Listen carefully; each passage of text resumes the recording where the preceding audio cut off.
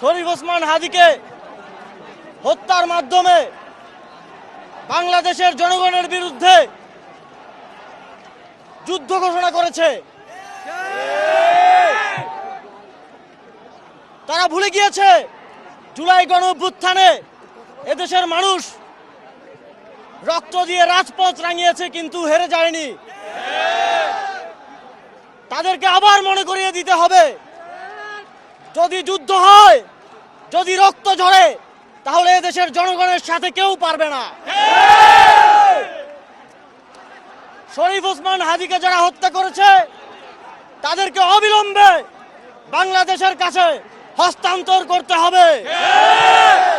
যদি তাদেরকে হস্তান্তর না করা হয়, বাংলাদেশের আপামর স্বাধীনতাকামী জনগণ তাদের লড়াই কোনোভাবেই থামাবে না। আমাদের লড়াই আরো কঠোর থেকে কঠোরতর হবে।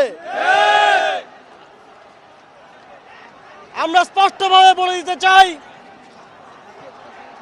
শরীফ ওসমান হাদি জুলাই গণঅভ্যুত্থানকে টিকিয়ে রাখার জন্য সামাজিক, সাংস্কৃতিক এবং রাজনৈতিক যেই লড়াই চালিয়ে যাচ্ছিলেন, সেই লড়াইয়ে দুর্বৃত্তায়ন কিংবা কোনো ধরনের হানাহানি কিংবা সুবিধাভোগী কোনো গোষ্ঠীর কোনো স্থান নেই।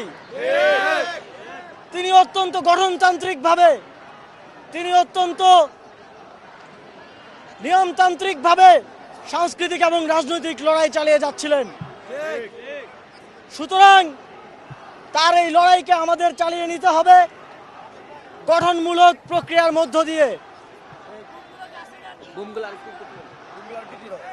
আজকে আবার জুলাই গণঅভ্যুত্থানের যে ছাত্র জনতা সবাই একত্রিত হয়েছে, আমরা সবাইকে আহ্বান জানাবো শান্তিপূর্ণভাবে এবং সংগঠিতভাবে আমাদের এই প্রতিবাদ চালিয়ে যাওয়ার, এবং হাদির খুনিদের বাংলাদেশের জনগণের কাছে হস্তান্তর না করা পর্যন্ত আমাদের এই আন্দোলন চলমান থাকবে।